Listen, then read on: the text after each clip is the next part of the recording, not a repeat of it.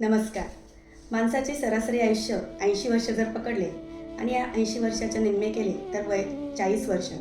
आणि स्त्रियांच्या बाबतीत जर आपण विचार केला तर पिरियड्स, मेन्स्ट्रुअल सायकल, मासिक पाळी ही मुलीच्या आयुष्यात 12 ते 14 वर्षाची मुलगी असताना सुरू होते, तर 45 ते 50 वर्षापर्यंत ती तिच्यासोबत असते. आणि अशा पिरियड्सच्या मोठ्या 40 वर्षाच्या व्याप्ती स्त्री शरीरात असल्यावरही आपण बरेचदा या पिरियड्सचा खूप कॅज्युअली घेतो. आणि अशाच कॅज्युअल घेण्यामुळे बरेचदा आपण मोठ्या आजारांनाही पिरियड्सच्या बळी पडतो. नमस्कार, माझे नाव डॉक्टर हर्षदा पाटील.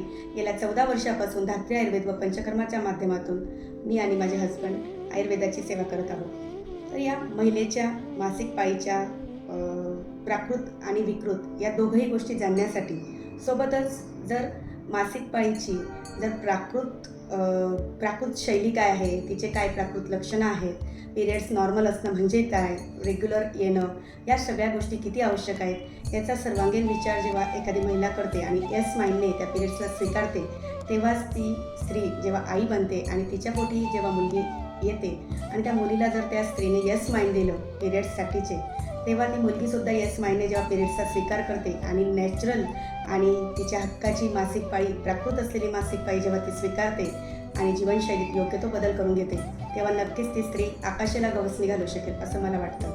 आणि म्हणूनच मैत्रिणींनो, मी आता या ऑनलाईन मीडियाच्या माध्यमातून मासिक पाळीची प्राकृत, विकृत आणि अतिशय सखोल याच्यात आयुर्वेद काय म्हणतं पिरियड्सविषयी, याचा सर्वांगीण आपण अभ्यास करणार आहोत.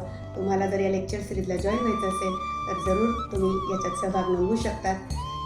धन्यवाद. थँक्यू.